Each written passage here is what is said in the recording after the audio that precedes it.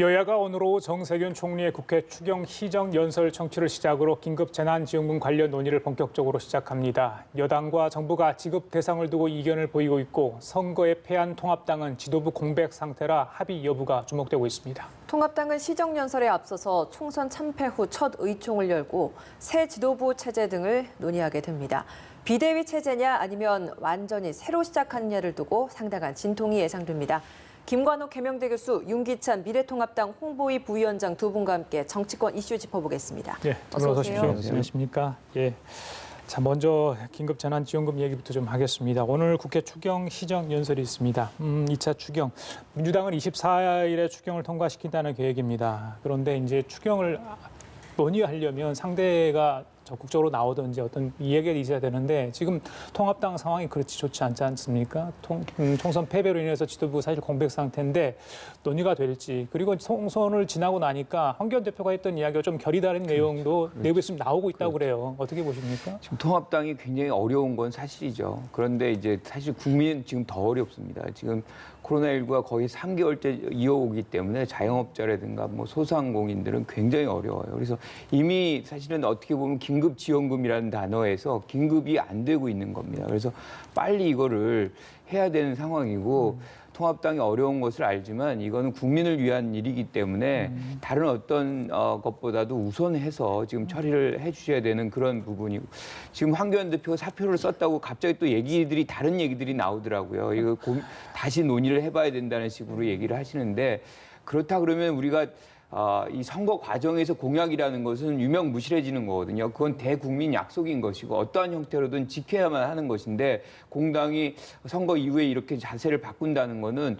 국민들을 더 한 번 또 실망시키는 거일 수 있습니다. 그래서 조금 더 적극적으로 좀 임해 주셔야 되는 그런 상황이다, 이렇게 생각합니다. 예, 실제 어떻습니까, 윤 부위원장님?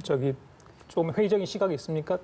황교안 대표가 이야기했던 전국민 지급 대상 관련해서 재난지원금의 이제 그 지급 대상 범위 이런 부분에 대해서 약간 이견이 있는 건 사실이에요. 그러나 재난지원금을 소극적으로 임하는 건 아니에요.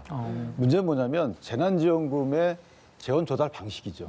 지금 저 추경은 또 새로 재원을 조달하겠다는 거 아니겠습니까? 그러니까 황교안 대표가 얘기했던 부분은 기존에 예산으로 잡혀있던 부분을 구조조정해서 거기서 마련하자는 것이지 좀 그렇게 안 되고 있잖아요. 국채 발행 이런 건 반대한다는. 그렇죠. 추경에 대해서 저희가 찬성한 적은 없어요. 추경합시다 이렇게 한 적은 없어요.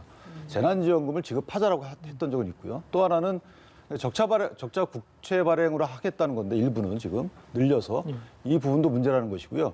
당정청이 합의가 안 돼 있어요. 청와대는 살짝 빠져 있는 상황이고 여당은 100% 지급하자는 거고 그 정부는 그렇지 못하겠다. 그 부분을 차라리 고용대책으로 넣겠다, 이런 부분이거든요. 그러니까 당정청이 합의가 안 된 지금 그 재난지원금 지급을 갖고 야당한테 책임을 미루는 것은 사실 안 맞다는 거고요. 야당 입장은 일관됩니다. 물론 총선 과정에서 일부 공약이 1인당 50만 원 이런 부분이 있어요. 근데 이 부분은 이제 내부적으로 정리할 부분이고, 다만 추경안과는 직접적인 연관관계는 없다는 거죠.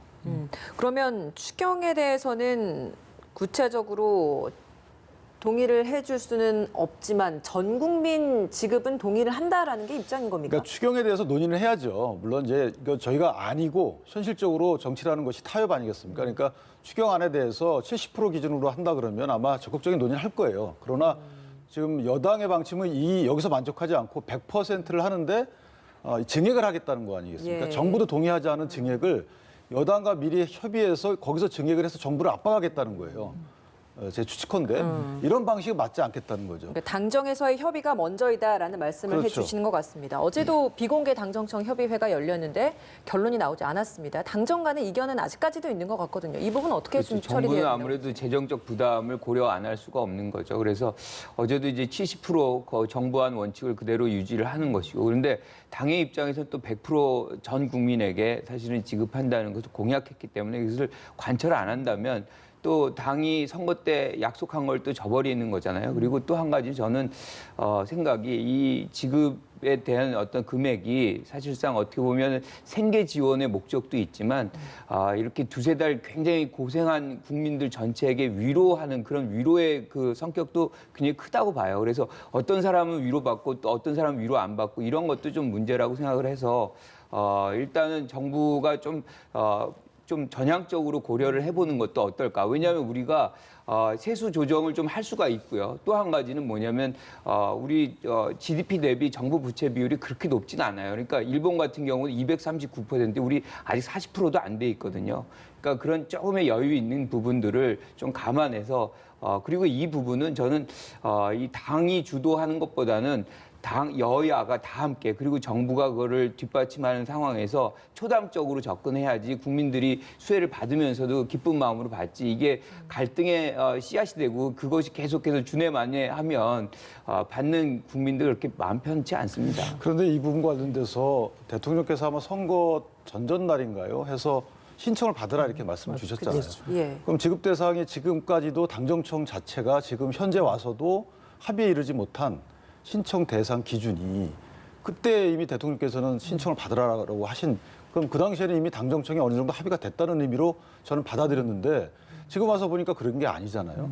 그러니까 이런 점을 염두에 둔다면 청와대는 책임에서 약간 빠져나가 계시고 그 정부는 또한 나중에 책임 추궁 대상이 염려스러우니까 난 못하겠다라고 하고 그럼 야당이 협조 안 하면 야당 너도 문제가 되는 거고 세상에 이런 추경이 어디가 있습니까? 그건 아니죠. 왜냐하면 당정청이 똘똘 뭉쳐서 먼저 정해놓고 그다음에 야당을 설득하는 작업이 있어야지 그 어떤 섹터는 빠져 있고 여당이 야당한테 와서 야 이거 증액하자라고 원래 증액은 안 되는 거거든요. 국회에서 항목 개설과 증액은 안 되는 겁니다.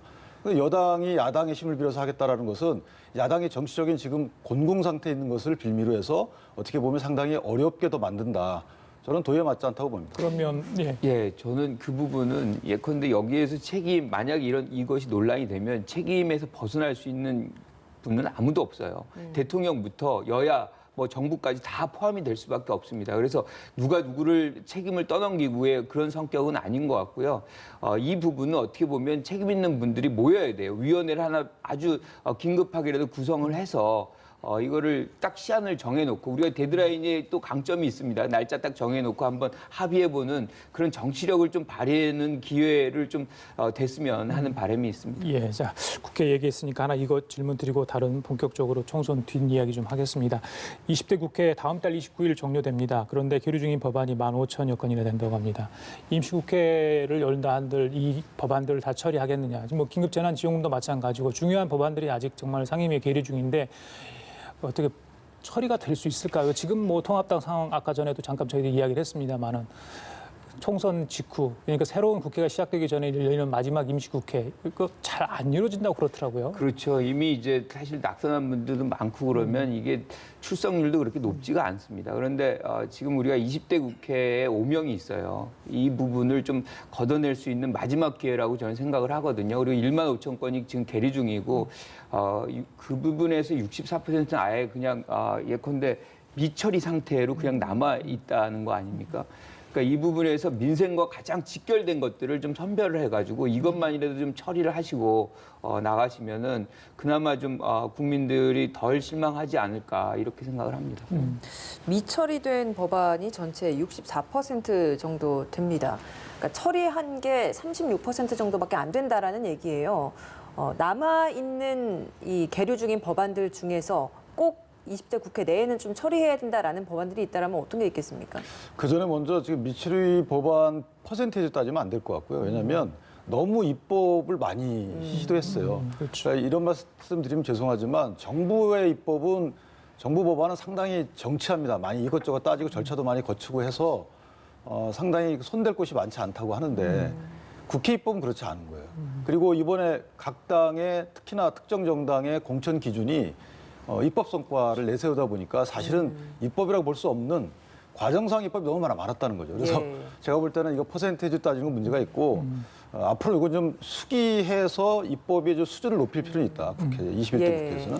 다만 이제 현재 계류 중인 법안 중에서는 52시간제를 보완하는 근로기준법 같은 경우에 또 하나는 인터넷 전문은행의 주주요건을 좀 완화시키는 이 부분이 여야가 크게 다툼이 없었어요. 그래서 무쟁점 법안 비슷한데 이런 부분에 대해서는 처리하고 가는 게 맞지 않나라고 생각합니다. 예, 알겠습니다. 자, 통합당 얘기를 했으니까 여쭤볼게. 임 위원장님 말씀 좀 여쭤봐야 될 것 같아요. 지금 당 분위기 때문에 그렇습니다.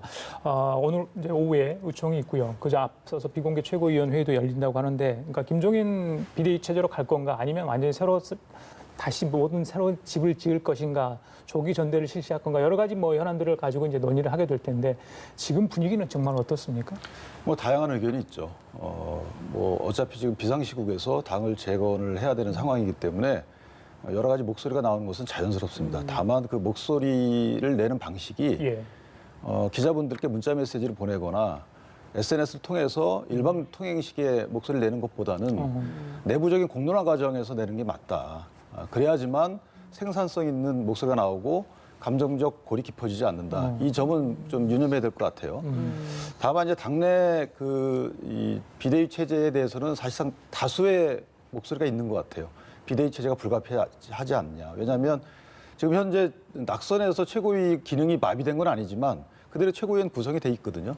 그렇지만 사실 기능이 활성화되기는 어렵고 당대표가 거리돼 있기 때문에 당원 당규상 비대위의 출범 요건은 해당이 돼 보입니다. 다만 이제 비대위의 형태가 진짜 당 체질 개선하고 조직 정비를 하고 하는 소위 말하면 혁신형으로 할 것인지 상당한 시간을 두고 또는 8월 30일 당원 당규상 예정돼 있는 정당대회까지 좀 관리하는 그렇죠. 관령으로 할 것인지에 대해서는 조금 격론이 있을 것으로 예상이 돼요. 그렇지만 모든 구성원들이 당이 지금 위기라는 것에 대해서는 큰 이견이 없기 때문에 제가 볼 때는 조금 격론을 거치다가 아마 혁신형으로 갈 가능성이 좀 없지 않아 있습니다. 왜냐하면 지금 당내 상당히 이제 원내대표 선거도 해야 되고 당권과 대권 분리 규정에 따른 여러 가지 또 절차를 진행해야 돼요. 그렇다면 각기 이해관계가 얽힌 분들이 많기 때문에 이것을 외부인이 아닌 내부에서 해결하기에는 사실은 오히려 당권 투쟁으로 비화될 가능성이 커 보인다. 그러니까 오히려 국민적 오해를 살 만한 또 상황이에요.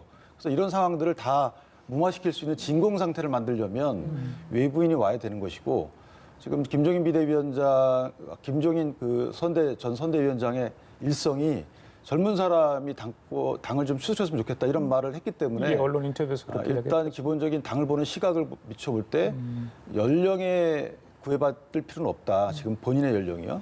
김종인 전 선거위원장의 연령이 구애받을 필요 없이 당을 추스릴 만한 역량이 있다라고 평가하는 분들이 많은 것 같고요. 그래서 그런 목소리로 기울되지 않을까 싶습니다. 당내에서는 지도부가 월권을 하고 있다라는 이야기를 하지 않았습니까? 그러니까 21대 이미 이제 당선된 당선인들의 의견을 묻지 않았다 이런 목소리들도 있는 것 같아요. 이 부분은 어떻습니까? 그러니까 절차상 문제 제기는 사실은 실질적으로는 틀린 말씀은 아니에요. 그러나 이제 엄밀히 규정상을 말씀드리면 비대위 체제를 가겠다 말겠다는 지금 최고위에서 결정을 하면 돼요. 최고위에서 최고위에서 그렇죠. 현재 최고위가 살아있기 때문에 최고위에서 결정을 하고 다만 비대위원장 선출과 관련돼서는 전국위원회에서 결정을 하는 거고요. 선출을 하는 거고 그다음 비대위원들은 또 상임 전국위에서 결정을 하게 돼요.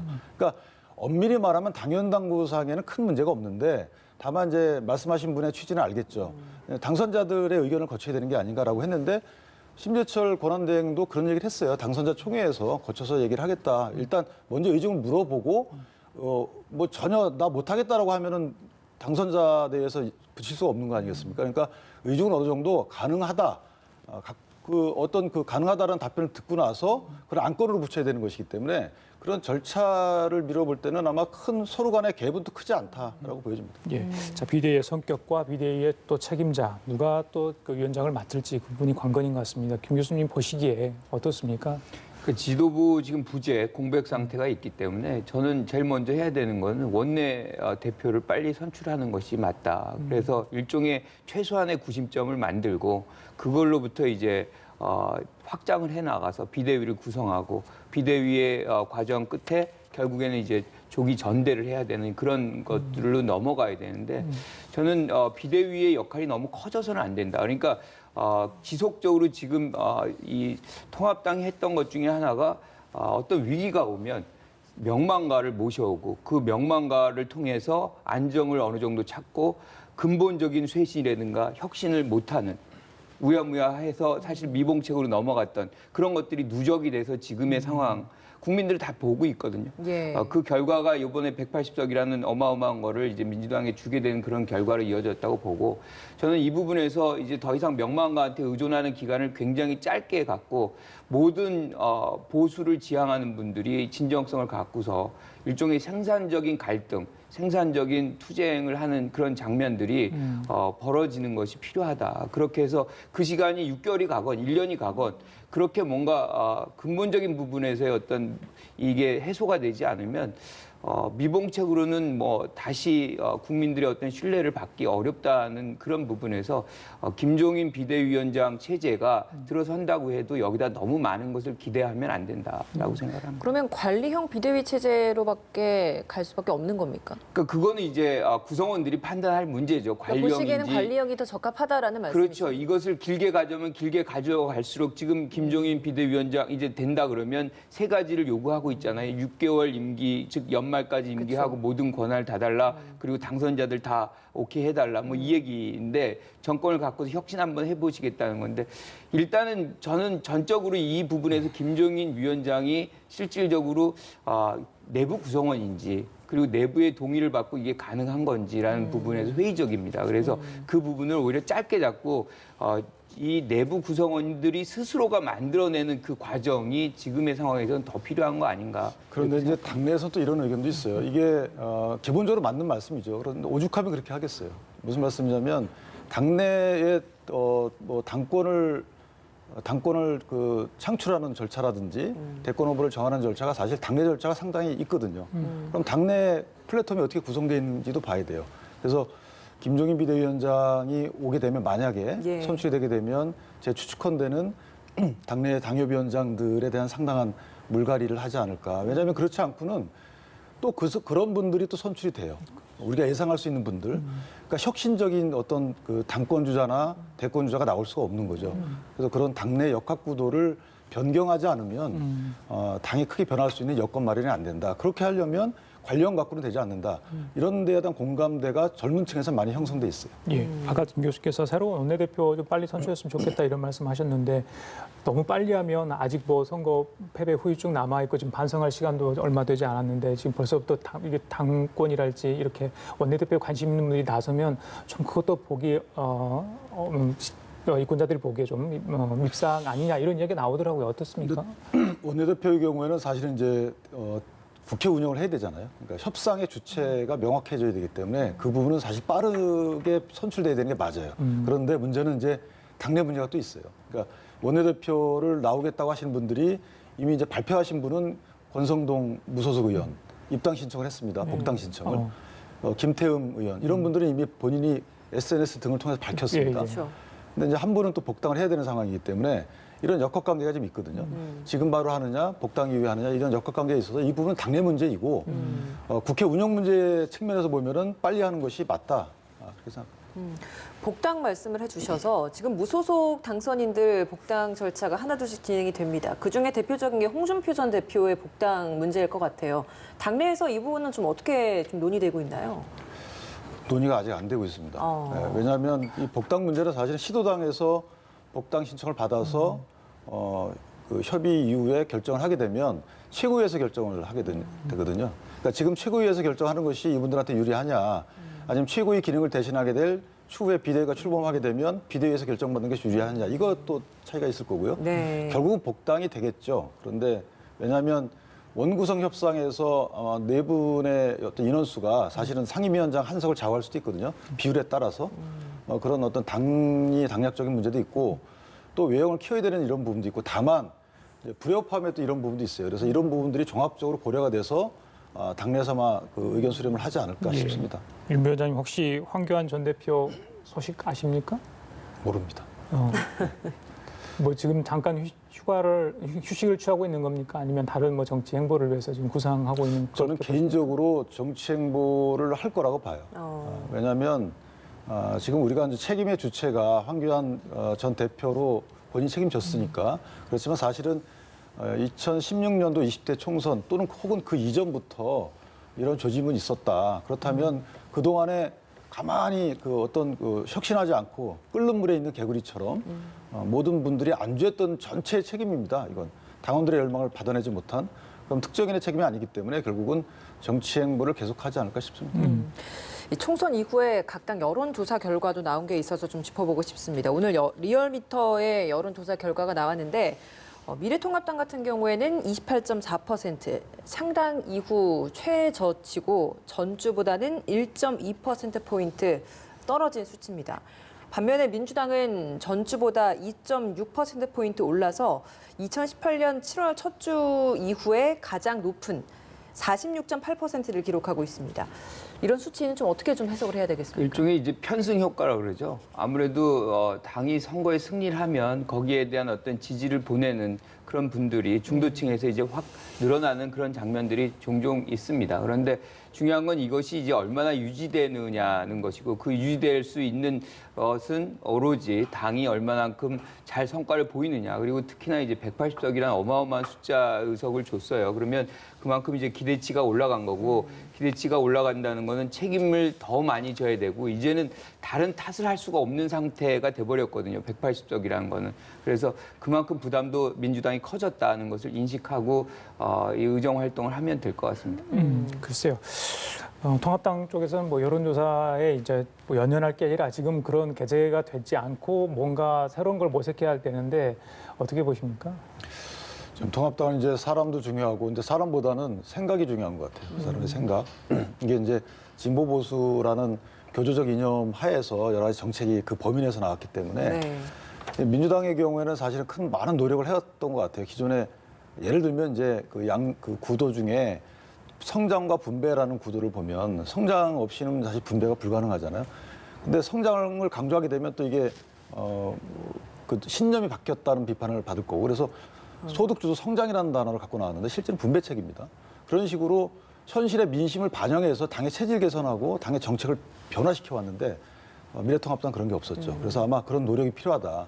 그런 측면에서 보면은 예를 들면은 뭐 기본소득 어젠다를 던지든지 또는 노동개혁의 어젠다를 던지든지 이렇게 던져서 이슈 파이팅을 할 필요가 있다. 그런 면에서 고민을 많이 하는 것으로 알고 있습니다. 예. 근데 저는 정책적인 그런 부분보다도 일종의 이제 통합당이 과거의 오류, 실수 이런 것들에 대한 인정을 안 했던 것이 가장 큰 패인이다. 그러니까 인정을 안 하는 강성 지지자들에게 뭔가 이끌려 다닌 다수의 어떤 침묵하는 보수가 그것이 어떻게 보면 변화된 민심을 제대로 읽어내지 못하는 그런 요인으로 작동을 하고 과거 우리가 이제 기울어지는 운동장이라는 얘기를 많이 했어요.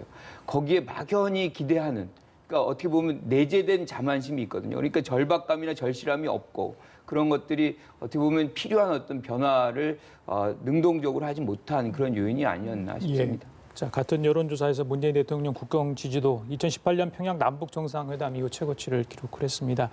역시 코로나19 대응 관련해서 국민들로부터 높은 지지를 받고 있다 이렇게 보면 되겠습니까? 그렇죠. 아무래도 그게 가장 큰 것이고 이번 선거에서 어떻게 해도 가장 큰 공은 저는 뭐 이 정부다. 뭐 대통령 한 개인이 아니죠. 우리가 이제 어떤 분들은 의료진이라든가 국민만을 칭찬하는데 그렇지는 않습니다. 공무원들도 굉장히 많은 노력을 했죠. 그 우리 정부의 어떤 역량의 평가다. 그러니까 수치가 초반에는 굉장히 사실 급격하게 올라갔고 우왕좌왕하는 모습도 보였잖아요. 그런데 그것들이 굉장히 이제 차분하게 가라앉으면서 안정권으로 진입시키는데 역량이 결집이 됐던 것이고 예. 그것이 또 외부와의 어떤 비교적 측면도 이제 커진 거죠. 그러니까 무슨 얘기냐면 다른 국가들이 어떤 현상에서 우리가 어느 정도 좀 상대적으로 잘하고 있다. 뭐 이런 것들이 대통령의 업무 능력 평가를 수행 평가를 좀 더 높인 그런 결과가 아니었나 이렇게 생각을 하고요. 하지만 지금 뭐 이 코로나라는 것이 언제 끝날지도 모르는 상황이기 때문에 예. 저는 이 부분에서 굉장히 신중하게 계속해서 접근을 해야 된다 이렇게 생각합니다. 3월 셋째 주부터 쭉 그 추이를 보면 올라가는 상승 곡선이 나왔습니다. 야당에서는 이런 대통령 국정 수행 지지율에 대해서 어떻게 보고 계신지 궁금합니다. 일단 뭐 코로나 사태를 진정시켜가는 그러니까 확진자 발생 추이하고 또 맞물리잖아요. 그래서 정부에 대한 믿음을 표시한 거죠. 예를 들면 그 정부라는 것이 일단 수반이 대통령이기 때문에 질병관리본부도 열심히 했고 또 숨은 그 공무원 직업공무원 집단은 또 경찰이에요. 질병관리본부의 어떤 방역 체계, 검역 체계와 같이 움직였던 게 경찰력이거든요. 그래서 이런 그 직업공무원 제도에 대한 지지다. 이렇게 생각합니다. 알겠습니다. 자, 저희들이 통합당 얘기를 많이 했는데 이번에 민주당 얘기 좀 하겠습니다. 다음 달 7일 원내대표 경선이 있습니다. 총선 결과로 친문 영향력이 좀 커질 것이다 이런 예상이 있는데 어떻게 보십니까? 뭐 어떤 사람이 좀 유력하고 어떤 세력이 좀 지지를 많이 받을 것으로 보시는지. 저는 뭐 인물도 굉장히 중요하지만 이 상황에서 어떤 덕목을 가진 분이 사실은 필요한가에 더 집중을 해야 된다. 그러니까 예. 어떻게 보면 180석이라는 초유의 그 원내 대표가 되는 거잖아요. 이거는 상당한 장악력이 필요하다. 그러니까 우리가 2004년에 이제 어떻게 보면 이제 탄핵 덕분에 최초로 진보 정당 계열로는 과반을 넘겼어요. 그때 108명의 초선이 들어옵니다. 그래서 108번뇌라는 얘기들 돌 정도로 우왕좌왕하고 자기가 원하는 방향대로 뭔가 통일된 그런 얘기 없이 이렇게 진행돼 가지고 굉장히 어떻게 보면 불안정성을 굉장히 높인 그런 경험이 있습니다. 그래서 지금의 원내대표가 가장 이제 갖춰야 될 그런 덕목은 일종의 장악력이다라는 것이고 또 한 가지가 우리 20대 국회랑 비교해 보면 20대 국회가 사실상 거의 정치력을 보인 적이 없어요. 협상도 없고 거의 극한의 대치 뭐 이런 것들이 국민들의 어떤 피로감을 줬고 그런 차원에서 지금 돌이켜 보면 선거 과정에서 야당 원내대표를 다 전멸했습니다. 그러니까 이런 싸우는 원내대표 필요 없다는 거예요. 여당이든 야당이든 간에. 저는 그래서 지금의 여당의 어떤 180석이라는 거대 정당의 원내대표는 이런 내부적인 장악력과 외부적인 어떤 협상력 그리고 정치력 이것을 갖춘 분이 해야 된다. 그래서 뭐 지금 특정인을 거론하기보다는 예. 이런 두 덕목을 갖춘 분이 필요하다 이렇게 생각합니다. 저는 개인적으로 지금부터는 대권 주자의 그 어떤 시대거든요. 그러니까 민주당 특히 민주당의 경우에는 당원 당규상 그 1년 전에만 그 대표를 놓으면 되게 돼 있어요. 대권 주자. 그렇다면 대권 주자가 당권도 가질 수 있는 일단 상황이 됐어요. 그렇다면 당권까지 갖는 대권 주자는 사실 대통령과의 어떤 각을 세우지 않더라도 사실 뭐 이렇게 이런 말씀 드리면 죄송하지만 줄서기의 또 대상이 될 수 있어서 원내대표만큼은 아마 친문 성향의 평가를 받는 분이 될 가능성이 크다라고 저는 생각을 하고요. 그런 분들 중에 나오지 않을까 이렇게 예상을 하고 있습니다. 눈여겨보는 인물이 있습니까? 저 개인적으로다가는 지난번에 그 아차상이 되지 않을까요? 알겠습니다. 예, 알겠습니다. 그 대권 얘기를 하셨으니까 이낙연 당선인이죠. 뭐 유력한 당대표 주자 나올 수도 있겠죠. 본인이 아까 말씀하신 그런 뭐 당원 당규 규정도 있지만 과연 그게 이제 당권을 가지고 갔다가 나중에 대권까지 갈 건가 어떤 시나리오를 본인은 구상하고 있을 거라고 예상을 하십니까? 고민이 많으실 거예요. 왜냐하면 당내 기반이 이번에 뭐 그 소위 이낙연계라고 평가받는 분들이 좀 들어왔다고 말씀을 주시지만 사실은 이제 호남 고향이 호남 분이시기 그러니까. 때문에 당내에서 어쨌든 호남 이외의 분들을 많이 이렇게 본인 세력으로 포함을 시켜야 되는 부분이 있고 또 만약에 상대 후보가 뭐 경남 쪽 분이 상대 후보로 만약에 대항마로 나오게 되면 상당히 또 그런 부분에서 중원을 차지해야 되거든요. 그러면 충청 쪽의 유력한 정치 세력과 손을 잡지 않으면 사실상 쉽지 않은 게임이 될 거라고 인식을 하실 가능성이 커서 당권의 욕심을 낼 가능성이 크고요. 그 과정의 변수가 이제 이재명 지사의 대법원 판결인 것 같아요. 이재명 지사의 대법원 판결에 따라서 이번에 이재명 지사가 사실은 리더십을 보여줬잖아요. 항상 먼저 재난지원금도 말씀을 하시고 그다음에 뭐 방역 차원에서도 먼저 솔선수범하고 했기 때문에 상당히 국민적 리더십에 대한 지지를 받았거든요. 그래서 이런 변수들에 따라서 당권에 대한 욕심이 결정되지 않을까 싶습니다. 예. 위성 교섭단체 논란도 좀 짚어보고 싶습니다. 총선이 끝나고 나면 그 위성 정당들 각 모 정당으로 다시 합류하지 않을까라는 분석들이 있었습니다만 이게 좀 지연되고 있습니다. 공수처장 임명과 관련해서 위성 정당들의 교섭단체 구성으로 인해서 야당으로서의 뭐 한 목소리를 좀 내고자 하는 이런 눈치 싸움들이 서로 벌어지고 있는 것 같은데 국민들은 이런 모습을 좀 어떻게 바라볼까? 어떻게 생각하십니까? 국민 기망입니다. 그러니까 우리가 지금 민주당하고 통합당이 비례대표를 안 냈기 때문에 사실은 한국당하고 시민당을 그 비례대표로 간주하고 국민들은 투표를 했어요. 그리고 그것을 형제당이다, 자매당이다 이렇게 표현해가면서 한 당이라고 분명히 했고 해체해서 통합한다고 약속을 했습니다. 그걸 믿고서 유권자들은 거기다가 투표를 했어요. 그렇지 않다 그러면 이 두 당에게 이렇게 몰표가 가지 않습니다. 그러니까 만약에 이 당이 위성 교섭단체를 등록한다. 그것 자체는 사실은 목적이 딱 하나죠. 공직자 후보 추천권인데 이것과 대국민 약속을 맞바꿔 먹는 거예요. 이러한 것을 하는 한 그 정당은 저는 국민에게 외면받는다. 저는 뭐 단언컨대 이 부분은 180석의 의석을 가진 민주당이 먼저 선언을 해서 이런 일은 하지 않는다라는 것을 하면 아무리 공직자 후보 추천권이 중요해도 통합당도 그렇게 하지 못할 것이다. 오히려 반대로 통합당이 먼저 한다 그러면 명분을 쥐고 이런 어려운 상황에서도 어려운 결단을 할 수 있는 정당이구나라는 어떤 신뢰를 받을 수 있다고 생각합니다. 그럼 서로 눈치만 보고 있겠네요. 공감합니다. 왜냐하면 지금 현재 그 공수처법에 의하면 이렇게 대통령에 소속되거나 돼 있었던 정당한테 두 개의 추천권을 줍니다. 그러니까 7명 추천위원 중에 2개를 주고 그 이외의 교섭단체한테 2개를 줘요. 2분을. 그렇다면 지금 현 상태로라면 민주당 2분, 통합당 2분이 돼요. 국회에서.